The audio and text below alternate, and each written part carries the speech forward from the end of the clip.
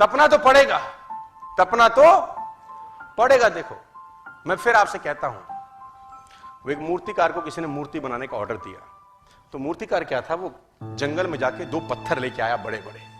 उसने कहा इससे मूर्ति बनाऊंगा। पूरी पुरानी कहानी है। मूर्ति बनाते बनाते जैसे उसने छेनी हथौड़े का वार किया तो पत्थर में से आवाज आई, stop, it's painful, it's very painful, leave me, मुझे छोड़ दो। तो मूर्तिकार ने उस पत्थर को छोड़ दिया क्योंकि उसको दर्द हो रही थी छेनी और हथौड़ी के चोट से। उसने दूसरा पत्थर उठाया और उस पर छेनी हथौड़े का वार किया। वार करते करते उसने बोला, इज इट पेनिंग? उसने बोला, yes it's paining but you carry on, yes it's paining but you carry on. और वो बनाता रहा बनाता रहा बनाता रहा और दूसरा पत्थर मूर्त में कन्वर्ट हो गया। उसको ऑर्डर मिला था मंदिर में मूर्ति बनाने का और उसने शानदार भगवान की मूर्ति बनाई। दूसरा पत्थर जो चोट नहीं सह सका वहीं पड़ा था, जिन्होंने ऑर्डर दिया था वो लेने आए।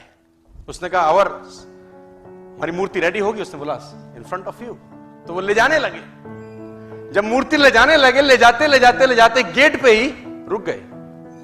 उसने बोला क्या क्या दिक्कत है? उसने बोला इस पत्थर को भी साथ ले जाएं क्या, जो चोट सह नहीं पा रहा था। उसने बोला मेरे किसी काम का नहीं है, करोगे क्या? कह रहा जब मूर्ति पे लोग प्रणाम करेंगे तो नारियल फोड़ने के काम आएगा, तो ये नारियल फोड़ने के काम आएगा, तो हम ले जाते हैं। उसने बोला ओके ले जाओ।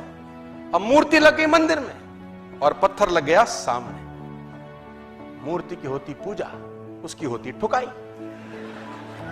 हर आधे घंटे में कोई आए ठकाक, हर 15 मिनट में आए कोई ठकाक, जय अम्बे जगदम्बे ठकाक, जय मां गौरी ठकाक, जय माता दी ठकाक, और वहां मूर्ति मुस्कुरा रही।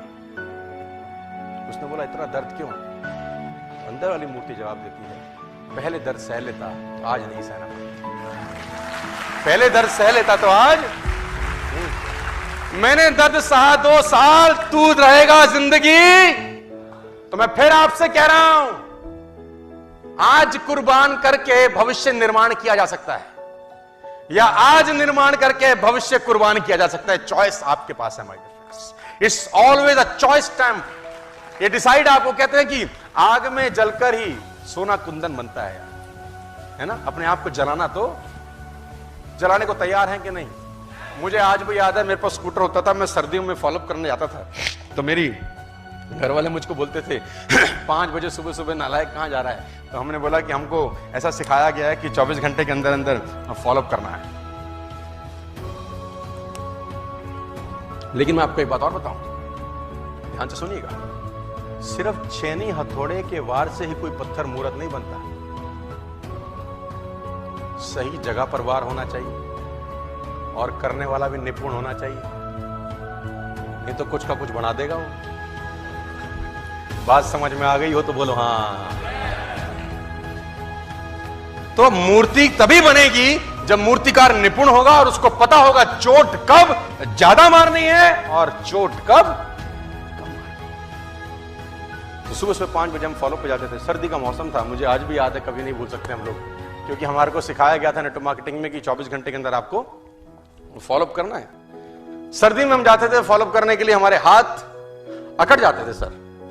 तो जो जिसके घर मिलने जाते थे उसको प्लान दिखाया रहता था एक दिन पहले, तो उसके घर के सामने कभी कभी ऐसा रहता था कि वो अलाव जला के बैठे होते थे वो लोग जो सफाई कर्मचारी रहते हैं सुबह सुबह, देखा होगा आपने कभी कभी, है ना। तो हम भी उनके साथ बैठ जाते थे, क्योंकि स्कूटर से हाथ ऐसे नहीं खुलते थे हमारे, ऐसे निकलते थे, क्योंकि अकड़ जाते थे सर। तो पहले तो 5 मिनट वहां पर गर्म मारते थे अपने हाथ, फिर जब हाथ शाथ ठीक रहते थे फिर जाके उसकी कुंडी खटखटाते थे कि जाग जा पापा आ गए हैं।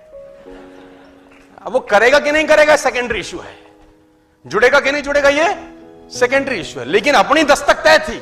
और मुझे एक बात का हमेशा से विश्वास और प्राउड रहा है अपने ऊपर कि जिसको व्यक्ति को मैंने प्लान एक दिन पहले दिखाया, अगले दिन 11 बजे से पहले मैं उससे मिलाता था। करेगा कि नहीं करेगा वो उसका कंसर्न है, मैं अपना काम पूरा करके आता था। क्योंकि पहले सुबह 3 घंटे 4 घंटे में फॉलोअप करने में सबसे बड़ी सुविधा यह थी कि साला घर ही मिलेगा, कहीं जा ही नहीं सकता। कुछ कुछ तो दोस्त ऐसे थे जिनके बिस्तर में घुस जाते थे अपन। उनकी मां से पूछा कहां है, तो बोला वहां है। तो सो गए साथ में, उठ उठ, तो बोला कौन है रे? वो सो रहा है, दुनिया नोट छाप रही है, गधे। तो ऐसे भी हमने कांड किए, बहुत सारे कांड हमने ऐसे किए, ओपनली हम आपको नहीं बता सकते, तो उतना ही बताएं।